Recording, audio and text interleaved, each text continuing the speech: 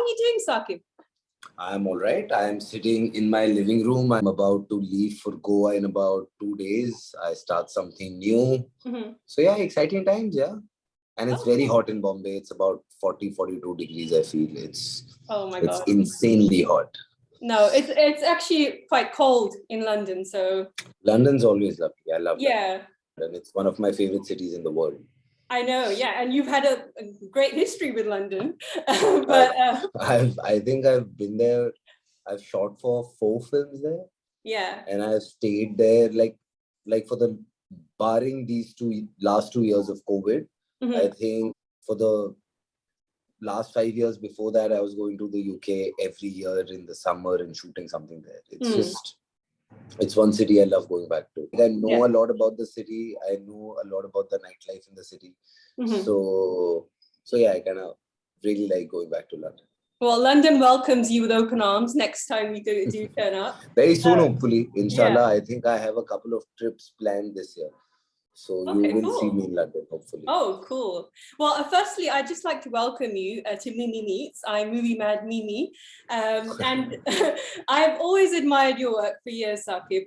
So I'm really excited to be able to talk to you today. I'm so glad that you have enjoyed my work. And I'm also equally excited. I think you'd send me a message on Instagram as well. And that's when I responded back saying, yes, looking forward. So let's do this. Actually, well, you seem to be a movie mad person like me. So I wanted to actually start things off by kind of asking you a movie mad question. So, okay, go for it. Yeah. So what's the first film that made you fall in love with cinema? Kabhi Haan Kabhi Na. Oh, wow. Yeah, I think that's the first time I cried watching a film. And I was very moved. There's a scene in the film when Sunil, Shah Rukh Sir's character, writes a song for the band. And the band reads it and they tear up the song.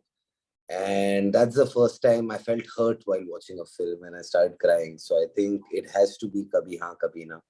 And another film that really, I think I went back to that film a lot of times in my growing up years. And I even watch it now whenever it's playing on TV is Mr. India.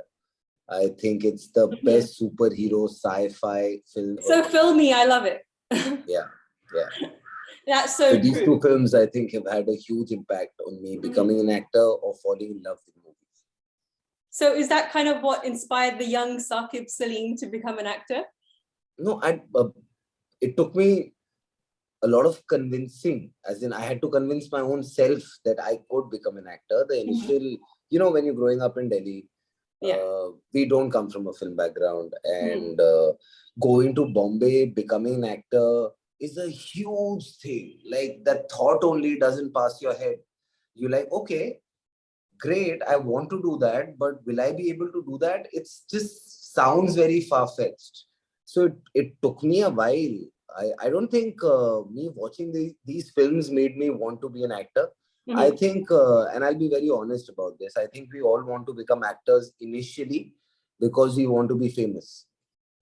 And it's only later on when you start working, and it's taken me all these years that I've fallen in love with acting, and I think I can do something different in every performance. The initial plan was to just be famous. And then I don't know when that switch happened. I think it was during when I was shooting Bombay Talkies. I think my third acting gig, my third short film. I love Bombay Talkies. It's just such a beautiful love letter to Indian cinema. And that's the first time I thought I was acting. There was a performance. I was thinking different. Otherwise, the first 2 films that I did, I got a lot of love for it, were Mere Dad Ki Maruti and Mujhse Friendship Karoge.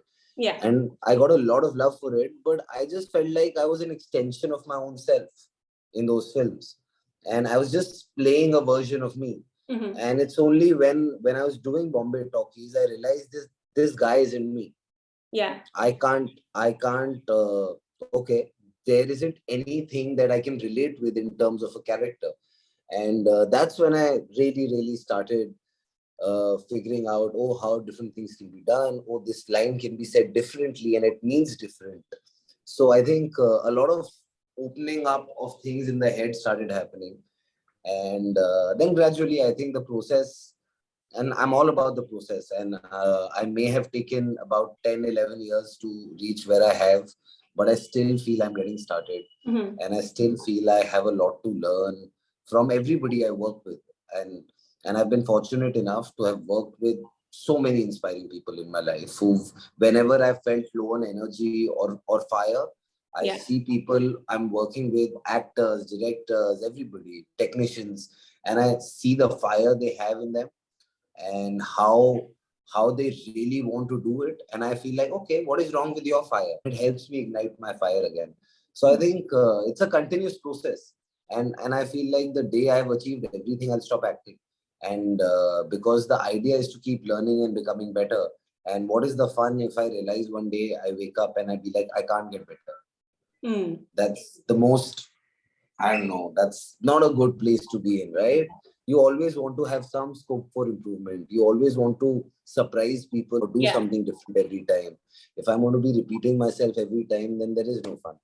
So yeah, it's just, I'll be honest, I've just started to love acting a lot more. And it wasn't like that, say, about 5, 6 years ago. And it's only now that I really, really enjoy what I do. And I'm hoping with all my performances, the kind of films, series, and everything that I'm doing, I can let people know that. Yeah. And Al Pacino said that an actor is all about making the choices he makes. So I'm trying to make the right choices, and I'm trying to leave back a legacy here. I'll be honest. I want to be remembered as a good actor who did films that did something to people. That's so beautiful. That fire wasn't there 5 years ago, but I think for the last 5 years, it's just this constant fire to really do better every time I get an opportunity. Well, I think actually I first noticed your work in Bombay Talkies, and it was playing at Cannes Film Festival, and it was just like everyone was going crazy. It's the 100th anniversary of Indian cinema, and that's when I first actually noticed you. And actually we went like to Cannes in 2012, and then I was supposed to go the following year, so I couldn't go. I had exams, but my brother went, and he just kind of like made me so jealous that everyone's going crazy for Bombay Talkies. And then a couple of years later, fast forward, I noticed a lovely connection between Disham and 83. The Mohinder Ramanath is playing your coach in Disham, and then you play him a couple of years later. So how was that? I know there must be a story behind that. I don't know, man. I'm a guy. Okay, I'll be honest. I love cricket. Yeah. If not for an actor, I would want to be a cricketer. I've trained all my life. In fact, till I was about 20 years old, I was wanting to be a cricketer. So I remember doing Dishum, and Jimmy Sir, Mohinder Amarnath, was the coach in the film. And we were having dinner together, and I ate up his head. I would ask him questions about the 83 World Cup and this and that. How was that moment? What did it feel like to be the man of the match in the semi-finals and the finals? Not knowing 5 years down the line, there's going to be a film and I'm going to be playing him. It was kismet. I joke with Kabir sir also. I'm like, Kabir sir, I was prepping for this role for the last 5 years. Yeah. You only decided to make the film 5 years later, but I've been prepping for this part. But 83 just holds this special place in my heart, and I don't think any film has done what 83 has done to me emotionally as a human being. Of course, as an actor, I've gotten a lot of love for it, and every day I wake up to some lovely messages now that the film's on OTT. And every day there's some 5, 6 messages, this, that, people are watching it 2 times. So great. All the love that I've gotten for it is lovely, and the appreciation is fantastic, and I'm very grateful for it. But I felt like doing this film for me was very important because I lived my childhood dream. Yeah. My childhood dream to play for the country, to win India the World Cup, to be the man of the match in the semis. Recreating history. I'm like, even if I would have played for India, I don't know if I would have been able to do this. So standing at the Mecca of cricket, Lords, lifting the real World Cup trophy, it just felt like the real deal. And yeah, so I think what the film's done to me emotionally is what I'm always going to cherish, far more than the accolades and the love that I've gotten for the film. of course, that's lovely, and I'm very, very grateful for it. But I think it's changed me as a person slightly. It's made me slightly more humble in life, and it's made me believe in God more. Like, I've always been a God-fearing person, but I feel like when I look back at my life, I feel like, okay, I trained to play cricket till I was 20 for a reason. I was made to do a film called Dishum with Mohinder Amarnath playing my coach for a reason.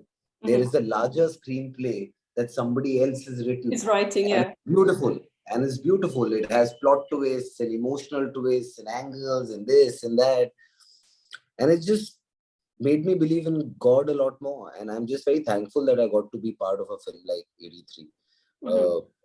A huge celebration in India's glorious history.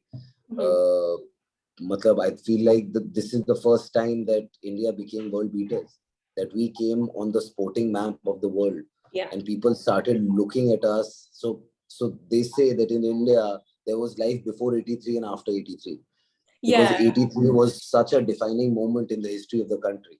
So yeah, just grateful that I got to be part of the film, to have worked with so many delightful people, to have learned so much from each one of them. I kid you not, it was such a masterclass every day on set. One side you'll see Kabir Khan doing what he does. There's Ranveer who has his method, and of course there are other actors, and everybody has their own method. There's Pankaj Tripathi, there's Jiva, there's Amy, there's Hardy, and everybody has a different style, and everybody has a different process and a different method. So as an actor, when you're watching that, because acting is also a lot of observing other people, and I would just sit back on set with my mug of coffee and just keep looking at people, that how everybody just approaches things differently. So for me, I have learned a lot on the film. I've been working here 10, 11 years, and I feel like that it took me 11 years to do a film like 83. And it also changed a lot in how I think. Because I feel like to have done a film like this with so many actors, with about 14 actors, it's made me more comfortable with who I am as an actor. Sometimes when you're just doing films where you're the lead, right? You don't have to worry about anything. You don't have to be like, oh, I'm the hero of the film. Whatever happens, I'm going to sail through. But I think when you're working with so many actors, and the atmosphere on set was very competitive, but very healthy. Everybody was trying to push the other person and make sure that the other person does well, because we understood on the first day that it's a teen film. It's not a biography on any cricketer. It's just a chapter from when the team arrives in England to when they lift the World Cup. And that's the journey. It's the story of a team. And if the film has to work, the team has to work. So yes, it was competitive. You would see some people do some things and you would be in awe. You'd be like, oh, how did Pankaj sir do that? Or how did Ranveer do that? But then when it was your turn, those very people were egging you on to do your best. So I feel like when you create an environment like this, it's only going to benefit everybody. And like you've seen, the kind of appreciation every actor has gotten for the film, I've gotten for the film, Ranveer's gotten for the film, the love the film has gotten in totality. Everyone's loved it across the world. Like everyone's talking about it. It's the result of, I think, the love or the camaraderie that all of us shared while making the film. I think that's why I connected so much to it. Like I connected to the human side of the story, because I think like that friendship you guys had, you can see that resonates on screen. Like I love that scene in the bus. Kapil Dev is kind of like hosting his first ever team meeting, and that scene was just so beautiful. And like just the funny scenes like of like them as a group together hanging out as guys. I love those scenes especially. And actually, speaking of scenes, I love that scene where you get a call from your father, Lala ji, and you kind of like said that line was just so emotional. I kind of like captured it here. So it's just so beautiful, that line. I watched it a couple of times and I'm thinking that just makes me so emotional still, that line you said. That you, 10 saal jawan the material was so good. The way Kabir sir would set up everything was just perfect to the T. He's a man of detail. He would focus on the smallest things, yet always be there as a director when it came to you and your performance. and just how everything was blending into the other. It was very seamless, the whole process. And there is a process to the madness. We were put through this grueling, intensive The Dharamshala. cricketing boot camp. Like, yes, Dharamshala was just 10 days. We were training for about 8 months before that. We were playing cricket every day for 4 hours. We had physio. We had a dietitian. After playing cricket, we had our own personal trainers who would make sure that we would drop weight, because we are boys who go to the gym, right? We build these muscles I and noticed you everything. lost a lot of weight for the film. I lost about 14 kgs for the film. Yeah. I was 88 when I signed the film, and when I was shooting the film, I was 74. So it was just this process. Yes, the first 3-4 days, I'm like, what have I gotten myself into? Oh my God, and this has to go on for a year and a half. I'll die. But I'm telling you, the second day or the third day onwards, when the team started coming together, we just started having fun, and I realized, oh, this is what I've missed in life. I'm chilling with my boys. This is what I wanted, right? I don't know if you have had friends, boys especially, who love spending time with their boys and who are always talking about their college time or how it was at university. Oh, they would do this, they would do that. We were getting to live that again. I'm 33, right? When I was doing the film, I was 31. At 31, I was getting to relive my college. Hanging out with the boys every night, having music sessions every night, just going out, strolling, having ice cream in the night, going for a jog at 6 in the morning, eating together, practically sleeping together. So yeah, it just brought me back to my college time, and I was feeling like, okay, this is what I needed in life, just to chill with my boys. And after a point, we didn't feel like we were shooting a film. We actually thought we were here to play a cricket tournament, because we had prepped so hard for the cricket. And that shows in the film, and that's what the reviews also say. So when you read all of that, it's very heartening. It's very humbling when your efforts are validated with comments. Yeah, and actually, like, you could see that on screen, like the way you guys are together. Like, you can tell that you guys are friends, and this kind of friendship will be formed for life. We practically knew who likes his coffee how, or what does this one have for breakfast? What does he have rice for lunch or roti for lunch, or is he on a carb diet? Everybody knew what everybody was like, starting from Kabir Khan till the last person. Yeah. So I think one has to credit Kabir Khan for it, for making the process so inclusive that whether it was a senior actor or whether it was a new actor, everybody felt equal, and everybody was given the same love and care. So I think that is really important when you're making a sports film and a team film, where every character is important. And especially when you're shooting a film like this, you have days when you've got nothing to shoot because they're shooting something else. Those are the difficult days. So did you guys explore the UK when you weren't shooting? Oh, 100%. I would take the boys. I would take the boys out every now and then, because I knew a little bit of London. And we more than that, we would just have, after pack up every day, we'd come back to a hotel. Everybody would go shower. Then we would meet down. Guitars were brought out. We'd start playing music. Maybe just chilling out. Some boys wanted some beers, have dinner together, and then go sleep and be up by 5:30 in the morning. And when I tell people this, and they're like, oh, damn, that must have been difficult. But every day I would wake up wanting to go on set, because that is how the atmosphere was. Everybody was just wanting to put their best foot forward. Speaking of H3, you kind of like trained, you said, but do you have like a method depending on the type of role you get? Like, does it depend? Can I be absolutely honest? Yeah, of course. Every character I try and approach differently and try and make a new method, because I'll be honest, I'm not a trained actor. Like, I've not gone to film school or done like an intensive training program.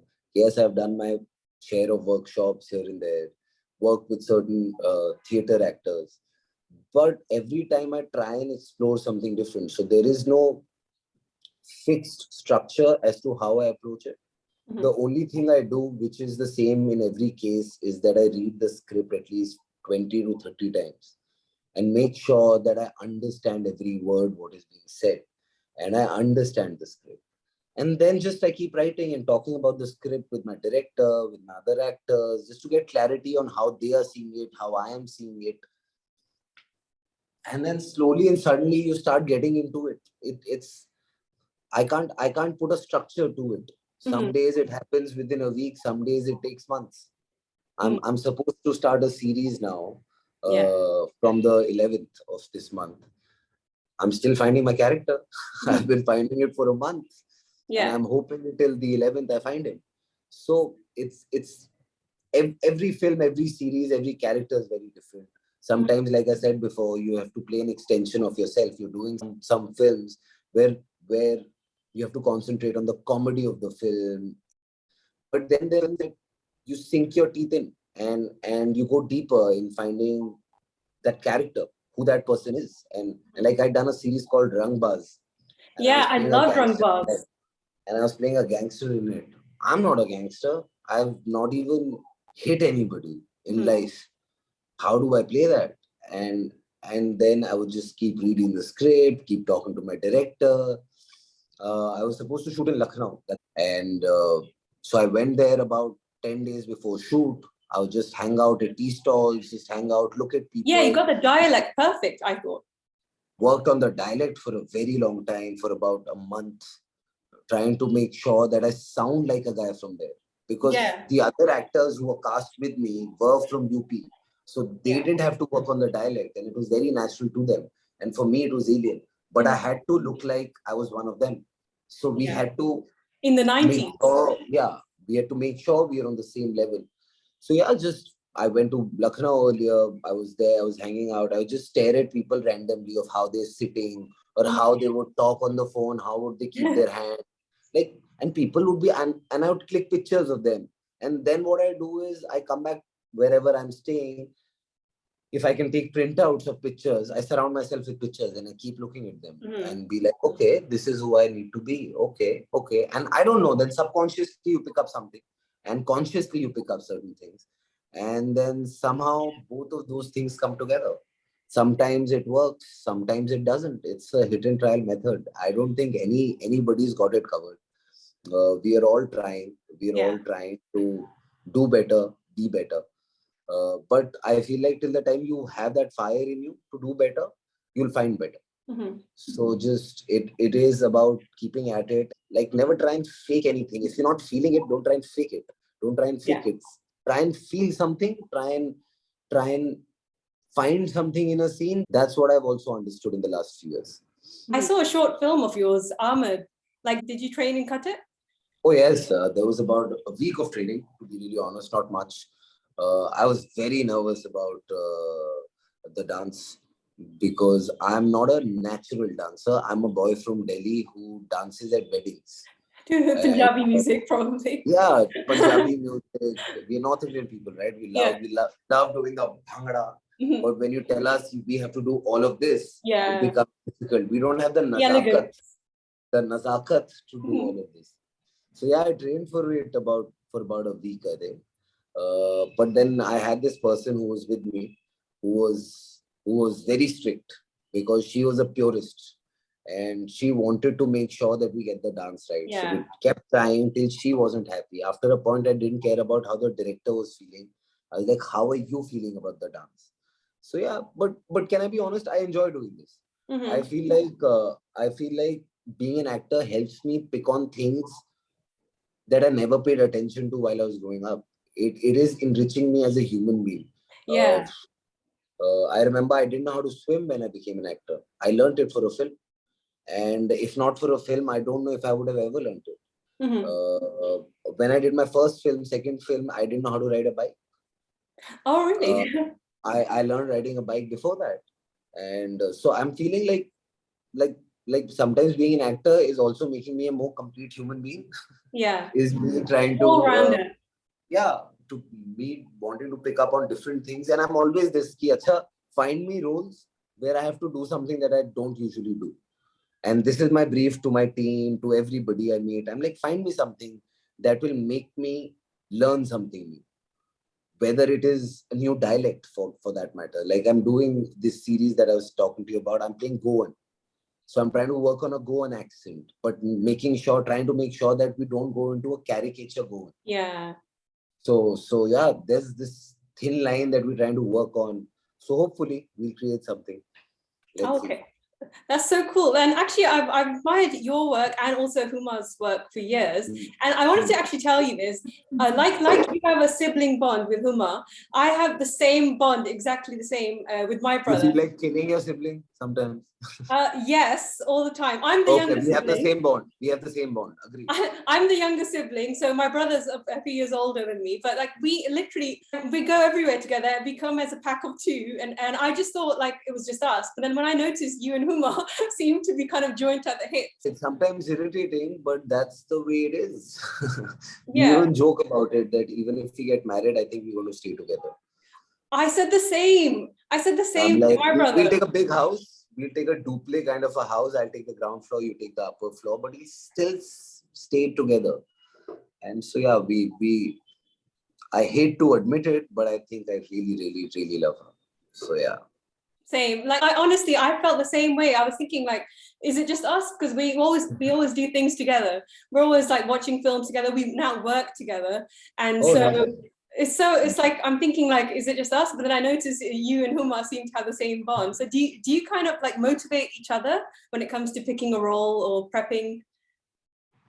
But we have a different way of dealing with it. We don't look at it and I'll be honest, and sometimes we even argue about it, me and Huma, that we think of each other as our own self. Yeah. Like if Huma has to do something, it means like I have to do something, and it's vice versa. So sometimes it can get very intrusive. So because sometimes you just don't want anybody to say anything to you and you want to make your own decision. But I think I wouldn't have it any other way. I would always want her to be around to guide me, to tell me what is right, what is wrong. And I would like to do the same for her.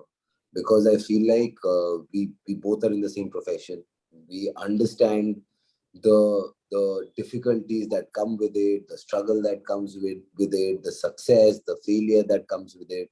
So I think we understand the profession, and we understand the pressure sometimes actors put on themselves. Nobody's putting it on them. Both of us are there in each other's life to keep each other calm and sane, and to tell the other person if the other person is sometimes doing right.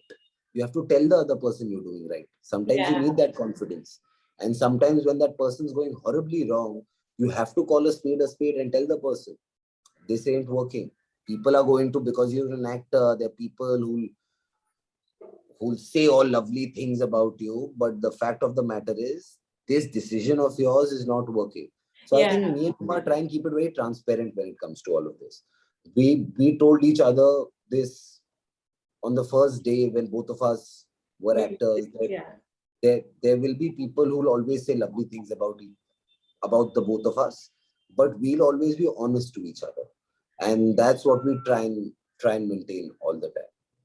That's so beautiful. Like I'm the same. Like I'm always like, we're always having fights. Honestly, I think we had a fight just yesterday. but I wanted to actually talk to you a bit about Unpaused. I mean, you've captured the human emotions of the last couple of years. So has the pandemic kind of taught you anything personally as a human being? 100%. It's, I was telling this to my gym trainer today. Yeah. So I told him, Manga sir, if the last 2 years have taught me anything, is the fact that अगर किसी को phone करने का मन कर रहा है ना, तो कर लेना चाहिए. Don't think about it. Because life is too short, and fights are petty, and we just got to find ways to be together. As people, we all need to find ways to be together and not to just be distant with one another. And it's just made me also, at the same time, the pandemic also has made me comfortable with myself. Like when the world wasn't dealing with this pandemic, life was open and we had to go out. We had so many people around us. And I would make sure that I'm never left alone. I always had somebody, some friend hanging out with me or Yeah. something. And I realized in the pandemic that I'm not spending time with myself. Yeah. I actually don't know what I really want. I'm just camouflaging that my insecurities of not wanting to be alone and hence not trying to discover myself or just be talking to myself. I don't leave myself alone in a room for more than 10 minutes alone. I start feeling uncomfortable with the fact that why am I sitting alone?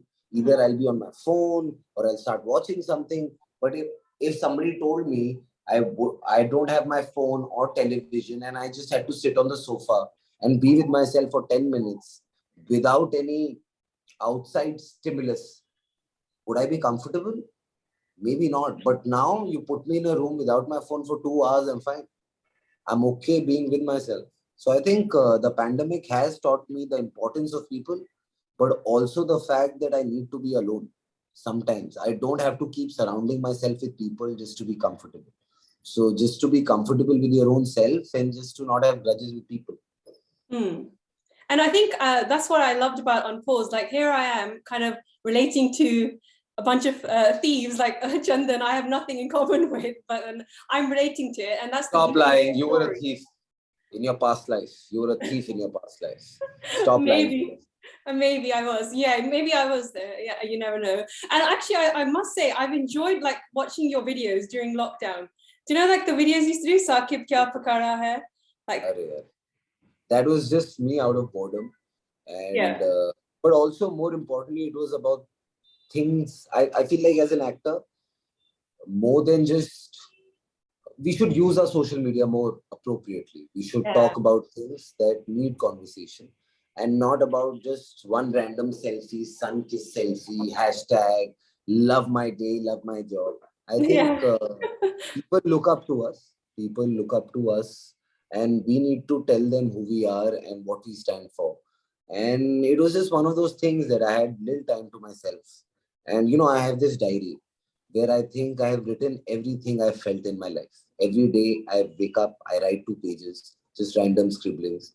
And then I took out my diary and saw the things I feel about, and I felt like I should talk about them. It was so intelligent. It was so well written and intelligent. And no, of course, I had another writer on it. I won't take the whole credit. I had another writer on it, but it would always arise out of what I felt and what I stood for.